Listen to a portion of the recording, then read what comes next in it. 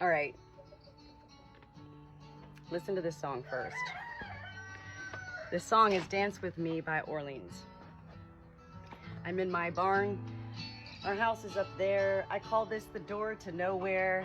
It was built to prevent hurricanes from pushing down the whole barn that my father-in-law built so impressively, I don't know, 40 some years ago. This song.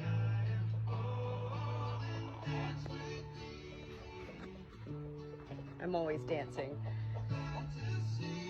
Today is Monday, March the 9th, 2026, and I want to share what I've been doing recently is sharing how when angels come through to me, I do deliver a lot of angel messages to life from angels I don't even know.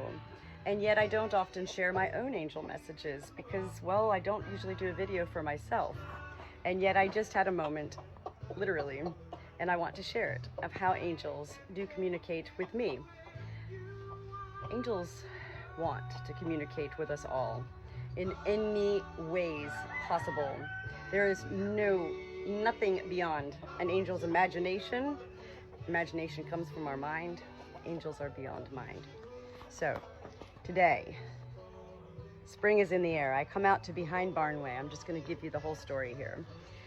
I come behind Barnway and I immediately begin to take off all the tarps from coop number 3.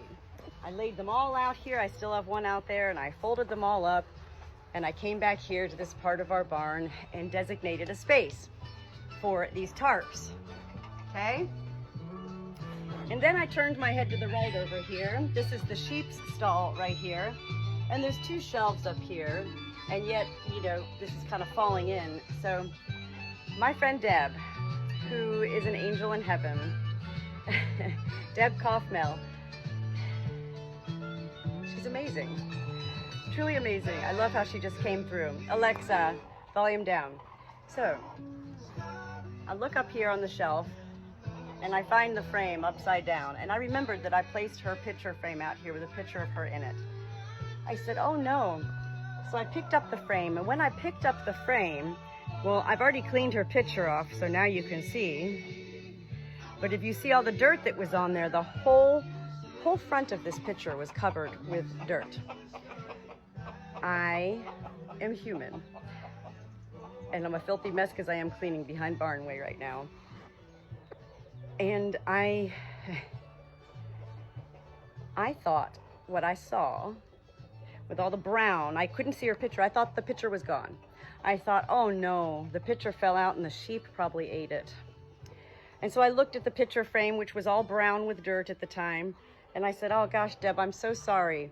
I think I said it in my mind. You know, that's how we talk to angels most of the time, and yet I talk to them out loud as well. I said, I'm so sorry, Deb.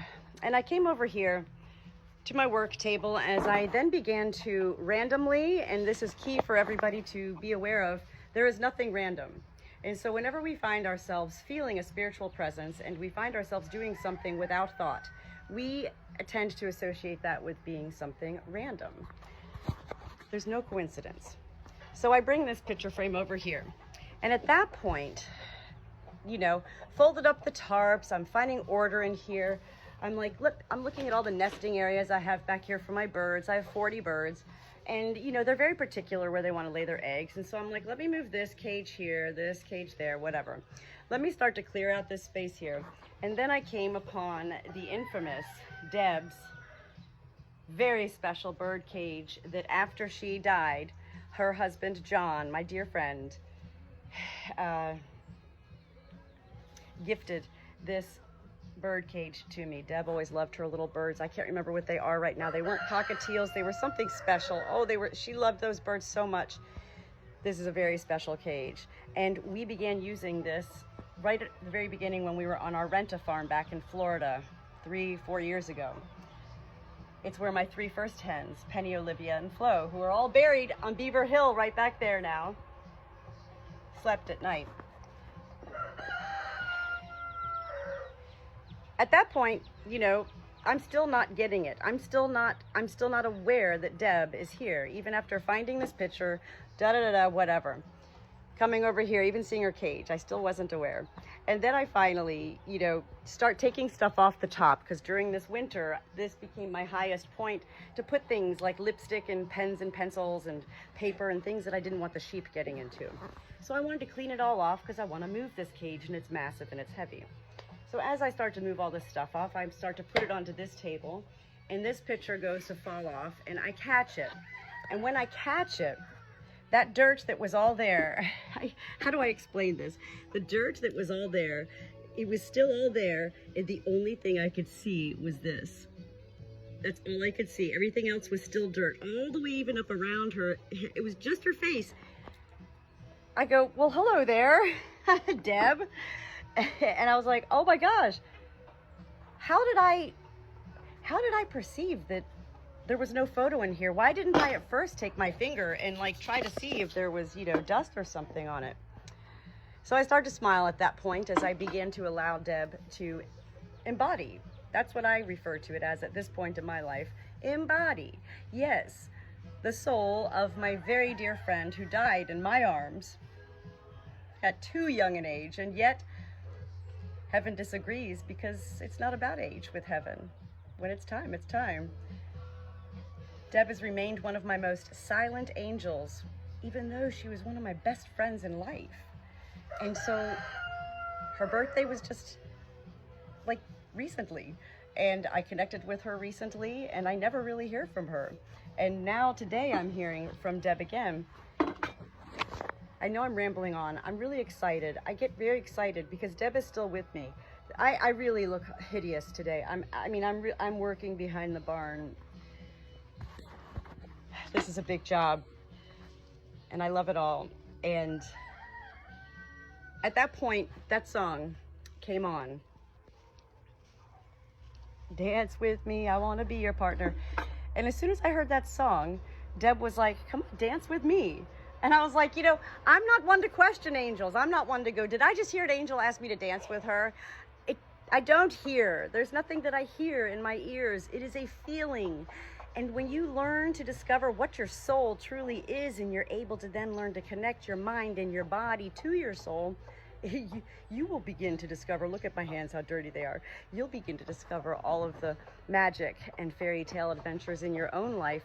The missing key to the door. There's many doors in life. The main door is the door to our own entity of our soul. What is our soul? Deb, she was like, dance with me. And I was like, okay. So I started dancing as I kept cleaning off stuff, from up here and throwing it down in here. Tidied up her picture, and I was like, well, I'm not going to put it back by the sheep stall. So I came over to my little work desk here. Janet down here, she's hanging out with me. I'm integrating. Andy finally has a girlfriend. And this was part of my friend Deb's way of not just coming to say hello or come with a message, and yet yes, to say hello and come with a message. That's what angels want to do.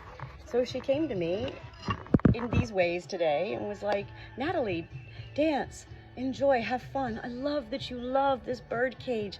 I love whenever you're doing anything with anything of mine, when you find the picture of me and you think it's gone, I hear you, I'm with you.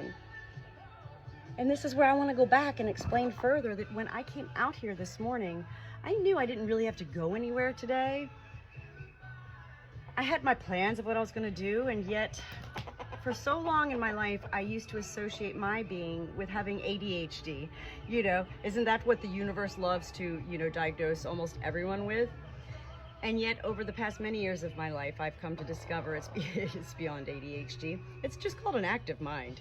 And I'm, ever aware of everything. And I was immediately aware this morning when I came out and found myself getting scissors and cutting off all the zip ties from, there was like 13 tarps on top of this coop and around it that I was cutting off, and I had to go in the coop and outside the coop. These are like big, tedious jobs, so to speak.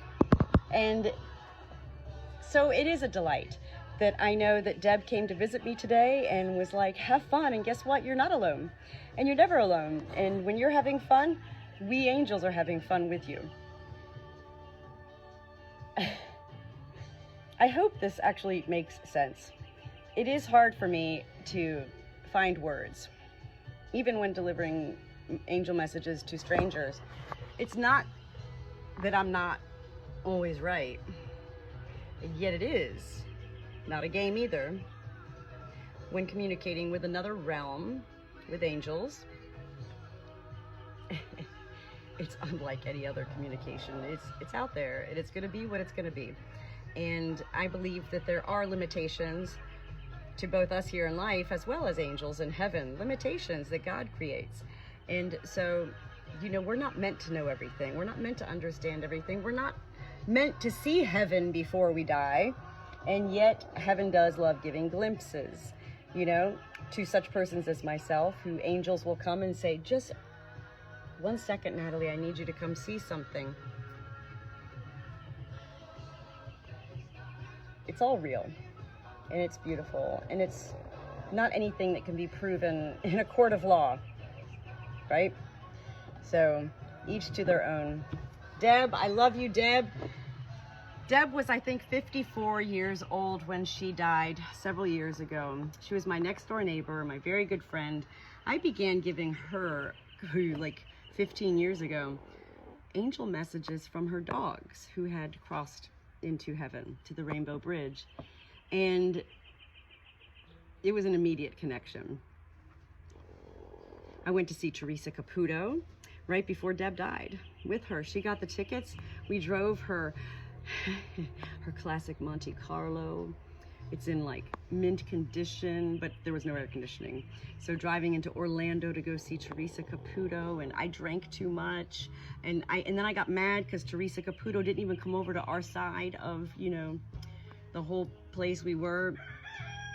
And yet Deb and I, prior to going to Teresa Caputo, went out and had oysters and a really delicious dinner and cocktails, and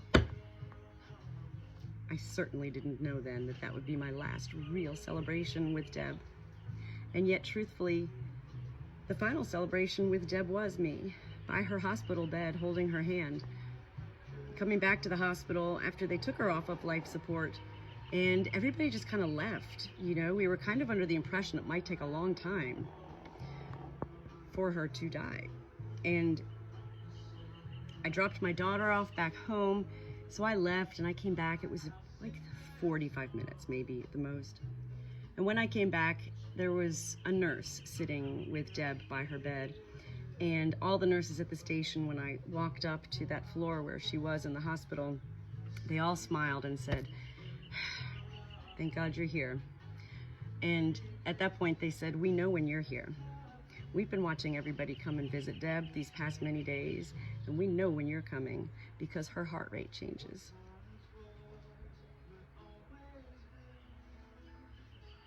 I was really grateful to hear that.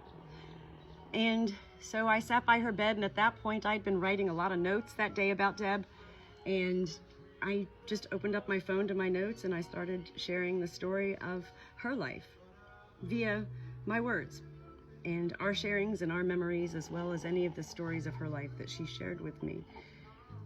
I held her hand, I hugged her, I brushed her hair out of her face. I did all of those little loving things. And there was a couple of moments where I thought she had taken her last breath, and I'd run out to the nurse's station and they'd go. And then finally I knew. And that's when I could breathe. When she took her final breath, I don't know if it was an inhale or an exhale, yet I know I had both. I'd been inhaled the whole time, and when I exhaled, it was as she drifted away to heaven, which is everywhere, not just above in the clouds. What a beautiful, beautiful person in life. Oh, God knows she brought me so much joy.